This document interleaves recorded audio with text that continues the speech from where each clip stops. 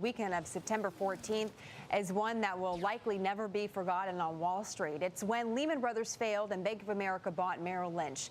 In a front page article today, the Wall Street Journal details decisions and negotiations by the company's CEO. It says this was the weekend Wall Street died. It says Lehman CEO Dick Fuld waited until the last minute to file for bankruptcy. He called the head of Bank of America at his home, Ken Lewis, in hopes of reaching a deal. Lewis, in fact, never returned those calls, and within hours, the 158-year-old brokerage house was in bankruptcy. And that's how we're going to start 2009 with a lot of these financial firms not what they were at the beginning of 2008. Doug Flynn joins us once again to talk a little bit about this. And Doug, I mean, who would have thought that we'd start 2009 with so many changes in the financial sector? Where, though, is the opportunity next year in the financials?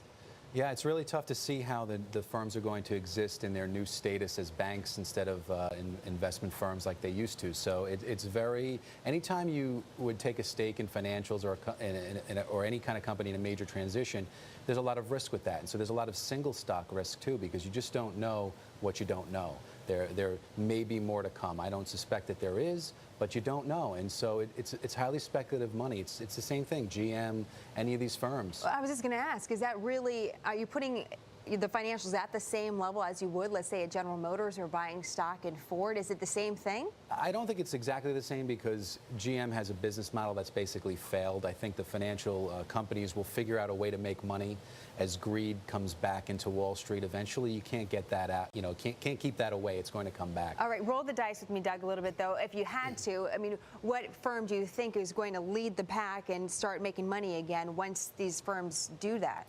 I mean, there's only a handful of them left. So the way that I would do it is I would probably not try to pick the one stock. If you really have to overweight financials, I would do it in a sector fund. Let some professional money manager buy and sell the individual holdings. There's a lot more opportunity in regional banks that are more stable, that have earnings that weren't really affected by all of the subprime crisis.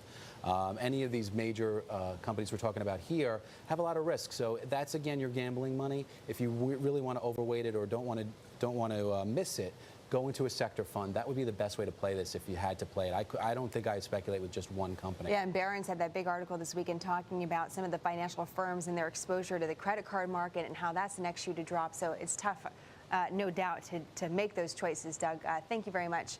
Again, Doug's with us all morning. Good to have him. In the meantime, talking about